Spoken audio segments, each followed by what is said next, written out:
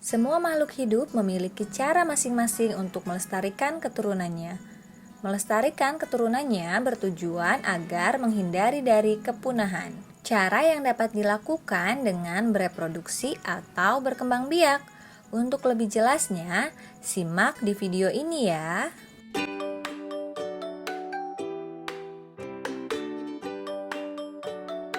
Video kali ini kita akan membahas tentang sistem reproduksi pada hewan. Apa saja yang akan kita bahas? Yaitu tentang perkembangbiakan pada hewan dan siklus hidup hewan. Untuk perkembangbiakan pada hewan, kita akan membahas dua cara, yaitu dengan cara aseksual atau tidak kawin dan seksual atau kawin. Siklus hidup hewan kita juga akan membahas dua materi, yaitu tentang metamorfosis sempurna dan metamorfosis tidak sempurna. Langsung saja kita ke pembahasan yang pertama, yaitu perkembangbiakan pada hewan dengan cara aseksual. Perkembangbiakan aseksual itu berarti perkembangbiakan yang tidak melalui tahap fertilisasi. Hewan-hewan yang berkembang biak dengan cara aseksual itu ada yang membentuk tunas, fragmentasi, dan partenogenesis. Perkembangbiakan aseksual dengan cara membentuk tunas. Terdapat hewan yang mampu berkembang biak aseksual dengan cara membentuk tunas untuk menghasilkan keturunannya. Contohnya dari filum Porifera dan Solenterata. Dari filum Solenterata itu ada ubur-ubur jenis Aurelia sp dan Obelia sp, serta ada Hydra sp, hewan yang berkembang biak dengan cara membentuk tunas. Fragmentasi itu diartikan sebagai proses terbentuknya individu baru yang berasal dari potongan-potongan induknya. Ada dua tahapan, yaitu yang pertama fragmentasi atau pemotongan dan yang kedua regenerasi atau membentuk bagian tubuh baru. Contohnya planaria. Ini contoh dari fragmentasi. Ini ada dari satu induk. Kemudian ketika dipotong-potong, maka nanti bagian tubuh yang terpotong akan membentuk bagian tubuh lain supaya nanti akan menjadi lebih sempurna. Misalkan yang kepala nanti akan membentuk badan, yang ekor nanti akan membentuk badan dan kepala, serta bagian badan juga nanti akan membentuk kepala dan ekor sehingga nanti akan menghasilkan individu baru. Perkembangbiakan aseksual yang ketiga itu ada partenogenesis. Partenogenesis diartikan sebagai peristiwa perkembangan sel betina menjadi individu baru tanpa melalui fertilisasi. Contohnya lebah, semut, tawon, kutu air, dan kutu daun. Ini salah satu contoh dari partenogenesis. Di sini lebah betina bersifat steril dan memiliki tugas sebagai pekerja dalam koloni lebah.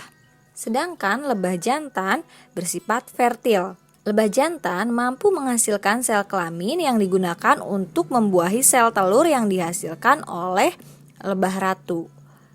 Nah, maka lebah ratu itu adalah lebah-lebah yang menghasilkan telur-telur yang menjadi lebah betina dan lebah jantan. Selain lebah, kutu daun dan kutu air juga dapat berkembang biak dengan cara partenogenesis.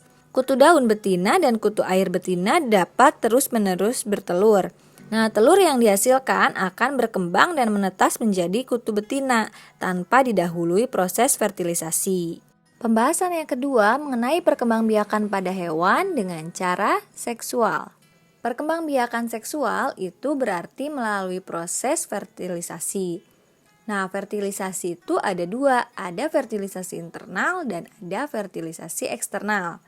Jika fertilisasi internal berarti proses peleburan antara inti sel telur dan sperma itu terjadi di dalam tubuh induk betina.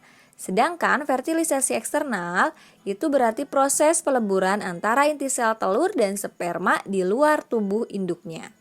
Pada perkembangbiakan seksual kita akan membahas tiga cara, yaitu opipar, vivipar, dan ovovivipar. Langsung saja kita ke pembahasan yang pertama, yaitu ovipar. Ovipar, cara berkembangbiakan dengan bertelur. Embrionya berkembang di dalam telur. Contoh hewannya ada ikan, burung, katak, ayam, dan cicak.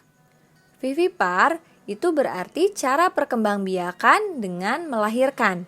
Umumnya terjadi pada hewan mamalia atau hewan-hewan yang menyusui. Ini ciri-cirinya berarti memiliki kelenjar mamae. Nah, di sini contohnya ada gajah, paus, sapi, kuda, dan kucing. Ovovivipar itu berarti cara perkembangbiakan dengan bertelur dan melahirkan. Embrio berkembang biak di dalam telur dan telur tetap ada di dalam tubuh induk sampai telur menetas. Setelah menetas, nanti akan dilahirkan oleh induk betina. Contohnya ada ular, kuda laut, hiu, platypus, bunglon, dan kadal. Selanjutnya, kita akan membahas tentang siklus hidup hewan, yaitu kita akan membahas metamorfosis sempurna dan metamorfosis tidak sempurna. Siklus hidup hewan, proses perkembangan hidup hewan melalui tahap tertentu sehingga memiliki struktur dan fungsi organ tubuh yang sama dengan hewan dewasa, itu disebut dengan metamorfosis. Metamorfosis itu dibagi menjadi dua, ada metamorfosis sempurna dan ada metamorfosis tidak sempurna. Langsung saja kita ke pembahasan metamorfosis sempurna. Metamorfosis sempurna. Metamorfosis sempurna itu diartikan sebagai proses pertumbuhan yang terjadi dengan adanya perubahan bentuk ketika muda hingga menjadi dewasa. Dan siklusnya itu mulai dari telur, larva, pupa, dan imago. Imago atau hewan dewasa. Jadi sekali lagi, telur, larva, pupa, imago.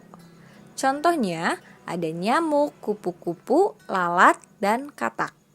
Metamorfosis tidak sempurna itu berarti proses pertumbuhan dan perkembangan pada hewan dengan hanya organ tertentu saja yang terjadi perubahan fisiologis. Tetapi secara kasat mata itu kita dapat melihatnya itu seperti tetap, hanya bertambah ukurannya saja. Ini siklusnya yaitu mulai dari telur, nimfa, imago.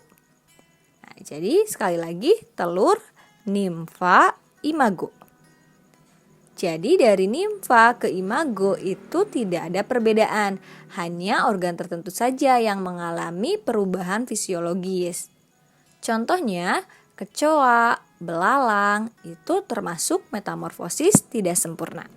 Terima kasih buat adik-adik yang sudah menonton. Jangan lupa untuk subscribe, komen, dan like ya supaya kakak lebih semangat lagi.